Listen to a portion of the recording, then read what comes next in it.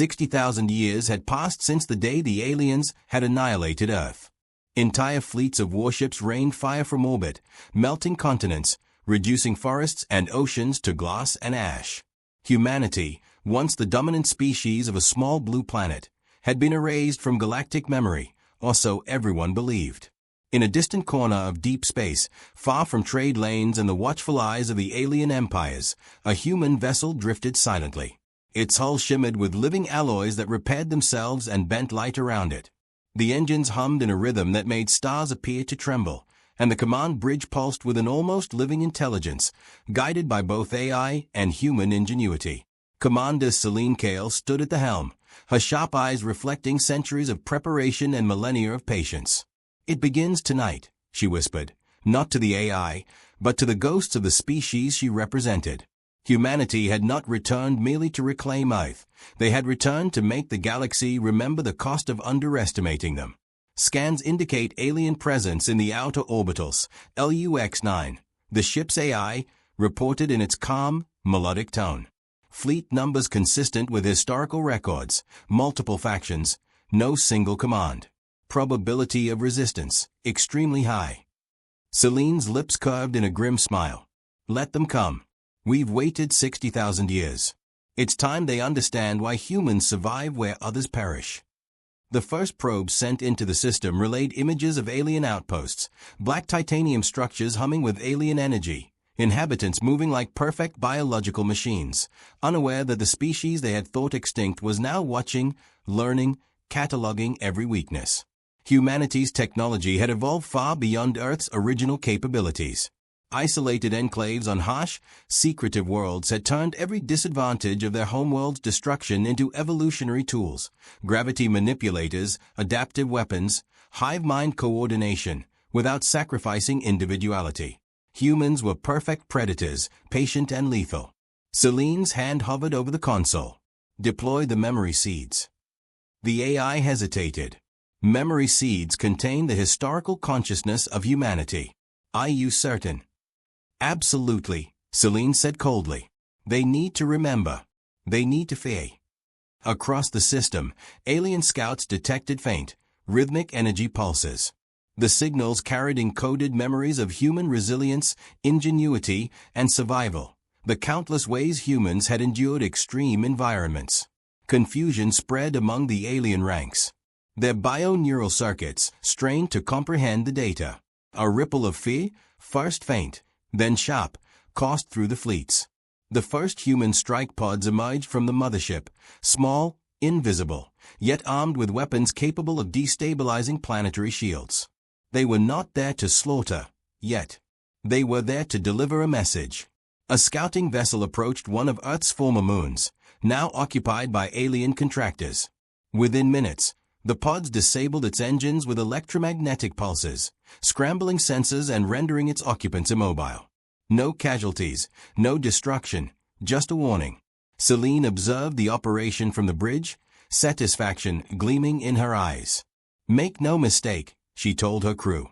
"This is just the beginning. Earth may have been destroyed, but humanity has returned. The galaxy will learn the truth.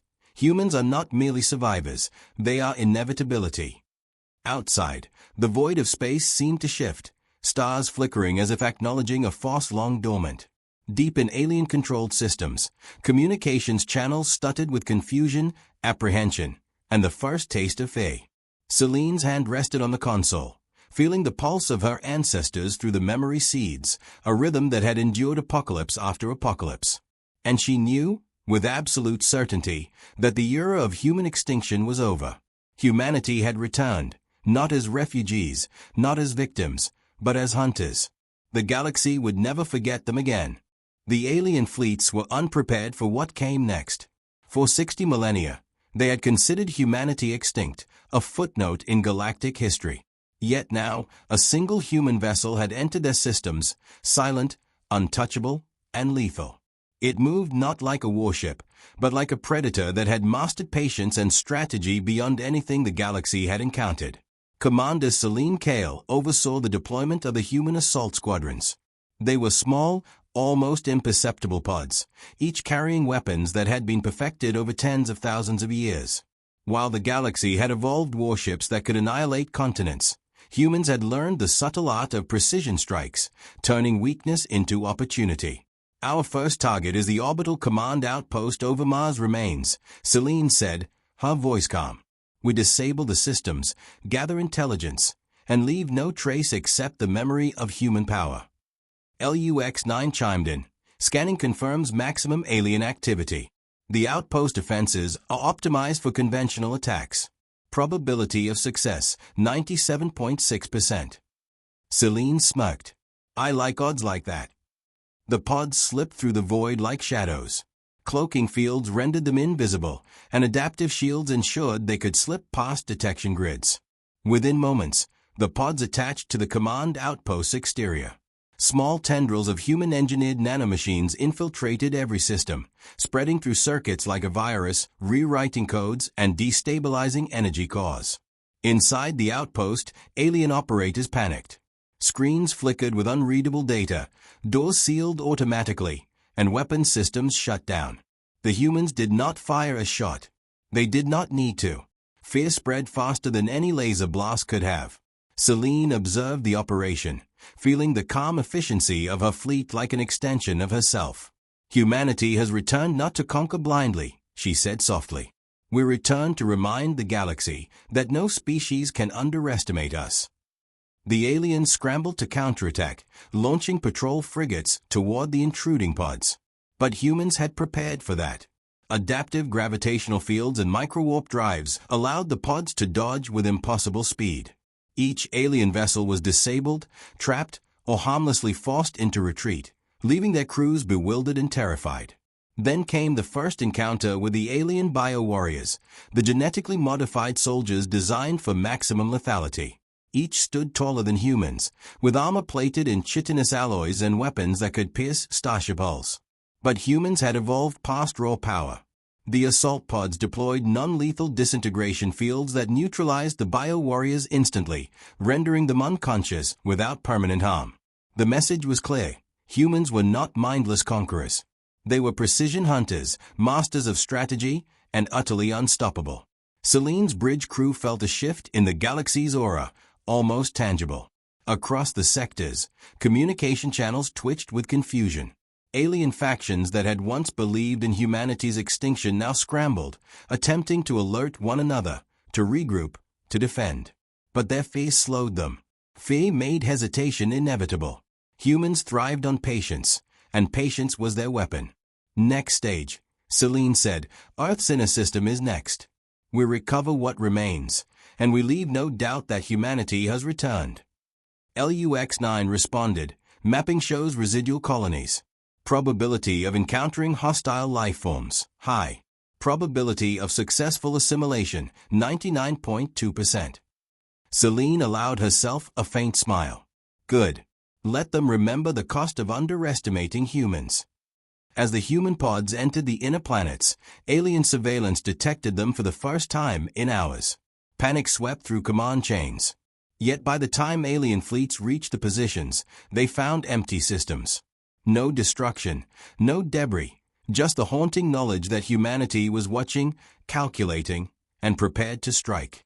In the void of space, Celine stood, gazing at the remnants of Earth's former colonies, feeling the pulse of her ancestors guiding her. Every human settlement, every hidden enclave, had been honed over tens of thousands of years into a perfect instrument of precision, patience, and inevitability. They thought we were gone, Celine murmured. But extinction is temporary. Fear is eternal. The first wave of alien resistance began to form, but already, the seeds of doubt had been planted. Alien commanders whispered among themselves, unsure if they were facing a species or a force of nature beyond comprehension. And somewhere deep in the stars, the message echoed, humans are not merely survivors. They are inevitability. They return, and the galaxy will tremble. The remnants of the alien fleet scrambled in disarray. Their earlier encounters with Celine Kale's human pods had left them shaken, but now, the humans moved into systems long thought secure, striking where the aliens were most vulnerable. Every engagement was surgical, swift, precise, and designed to instill fear without wasting unnecessary force. Commander Celine Kale watched from the bridge as her pods infiltrated an alien research station orbiting a shattered gas giant. The station housed experimental weaponry, some of which had been intended for planetary-scale annihilation. Celine's pod fleet disabled the facility's defenses in minutes, their nanomachines penetrating even the most secure systems. The station's AI went offline, and every alien occupant found themselves locked in containment fields, rendered helpless but unharmed. The humans were sending a message. The galaxy would not forget them, but no species would die unnecessarily, yet. Outside the station, alien patrols arrived, attempting to intercept the human pods. They unleashed plasma beams and graviton pulses, but the humans' technology moved beyond conventional countermeasures. The pods warped through space with impossible speed, dodging every attack. Some alien vessels were incapacitated without a single shot fired. Fear spread like wildfire among alien ranks. Whispers of the humans are back echoing through every fleet. Celine's hand rested on the bridge console, calm but resolute. "Deploy the next phase," she ordered. Time to awaken the sleeping sentinels. Below the station, human-designed autonomous constructs, machines built to resemble humanity's lost cities and fortified with advanced weaponry, emerged from deep space hidden caches. They activated simultaneously, deploying electromagnetic pulses, kinetic barriers, and stealth drones. The combination of human ingenuity and patience turned the battlefield into a theater of inevitability. Within minutes, the alien forces were overwhelmed, not by raw firepower, but by a methodical, unstoppable strategy. Celine's human forces neutralized command hubs, sabotaged communication arrays, and captured critical resources. Alien commanders attempted to coordinate counterattacks, only to discover that the humans had already anticipated every move. On the bridge, Celine turned to LUX-9. "Record every response, every tactical error. The galaxy will remember this day as the day humans returned." The AI acknowledged. All data captured and encrypted. Analysis indicates alien morale is approaching critical failure. Probability of coordinated resistance, negligible. Celine allowed herself a small smile. "Excellent. Prepare the pods for deployment to the inner sectors. Let the human's presence become legend before the first shot is fired." Meanwhile, on the planets below, humans began to reclaim abandoned outposts and colonies. Where the aliens had erected towering structures of black metal and energy shields, humans replaced them with living habitats, structures adaptive to extreme conditions, blending technology and biology in a way that seemed almost magical. Every reclaimed system became a monument, a warning, and a demonstration of human resilience. In one of the outer colonies, an alien commander addressed his fleet, voice trembling. "We underestimated them. We thought they were extinct. We cannot stop them." And that was precisely the point. Celine did not need to destroy the alien fleets. Humanity's presence alone, disciplined, precise, and inexorably advancing, was enough to terrify the galaxy. As night fell on the reconstructed surface of a once barren moon, Celine walked through the command hub, touching displays that flickered with images of human ancestors, battle strategies, and galactic charts. "We are more than survival," she said. "We are proof that no force, no empire, can erase what is meant to endure. The galaxy will learn, and it will remember." The first small victories had turned into a cascade of strategic dominance. Alien colonies fell one by one, not to reckless war, but to the human understanding of patience, anticipation, and adaptability. Every movement, every strike, reinforced the truth. The humans were no longer the victims of history. They were its authors now. And in the darkness of space, the pulse of human ingenuity beat stronger than ever. A species once thought erased had returned, not to plead, not to beg, not to hide. Humanity had returned to right the galaxy's reckoning, and there was no force in the universe that could stop it. The galaxy had feared humanity's return for millennia. Now, that fear was real, tangible, and only beginning to take shape. The galaxy trembled under the shadow of humanity's return. Alien fleets, once confident in their supremacy, scattered at the mere sight of human vessels appearing from hyperspace, their movements precise, silent, and lethal in efficiency. Yet humanity's strategy was never to slaughter indiscriminately. Celine Kale understood that true victory lay in proving inevitability, not in wasteful destruction. Celine's fleet approached the central command sector of the alien coalition, a sprawling nexus of orbital citadels, energy shields, and weapon platforms that had once been untouchable. Tens of thousands of alien personnel manned the defenses, their technology unmatched by any other civilization, except now, against humans, it was irrelevant. Deploy the phase wave disruptors, Celine commanded. We disable the main shields. No casualties unless provoked. LUX-9 responded, all systems operational. Disruption in progress. Shield matrices destabilizing in 3, 2, 1. Massive ripples of energy cascaded across the alien citadels. Shield grids flickered and collapsed like candles in a gust of wind. Alien commanders screamed into comm channels, struggling to coordinate defense against an enemy that appeared and disappeared at will. Every tactic they attempted was anticipated, every maneuver counted before it was executed. Celine's pods streamed into the Nexus, deploying nanomachine swarms that infiltrated ship systems, communication arrays, and energy grids. Alien ships that tried to intercept them were paralyzed within seconds, their crews immobilized not by death, but by the calculated inevitability of human design. On one massive platform, the alien coalition's flagship, the pride of the Armada, activated all its weaponry. Plasma beams, graviton cannons, and energy lances converged on a single human pod. The vessel moved with impossible speed, bending gravity and light as if it were a part of the fabric of space itself. The flagship's hull cracked, shields collapsed, and its systems were systematically dismantled without a single human casualty. The alien leaders, realizing their doom, attempted desperate negotiations, signaling surrender, pleading for mercy. But Celine Kale did not respond with words. She responded with presence. Human vessels surrounded the citadel in perfect formation, silent and immovable, an unyielding testament to strategy, patience, and patience honed over 60,000 years. Prepare the transmission, Celine instructed. It's time they understand why we survived. LUX-9 initiated a galaxy-wide broadcast, encoded in every frequency, pattern, and medium accessible to the alien coalition. The message was simple, yet devastating. Humanity had returned, and they were inevitable. Images of past colonies, advanced technology, adaptive weapons, and precise victories over every alien outpost were displayed simultaneously across thousands of worlds. The broadcast was accompanied by a calm, singular statement from Celine Kale herself. 60,000 years ago, you destroyed our home. You thought extinction would silence us. You were wrong. Humanity survives. Humanity endures. Humanity returns. Remember this day, for it is the first of many. Across the galaxy, alien fleets faltered. Systems once thought secure were abandoned in panic. Colonies surrendered before human pods even entered orbit. Entire planets were recaptured with minimal effort, their inhabitants paralyzed with awe and fear.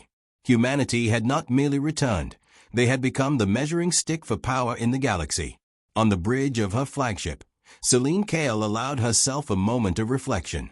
The stars outside glittered with familiar constellations, a reminder of a home she would never see in its original form.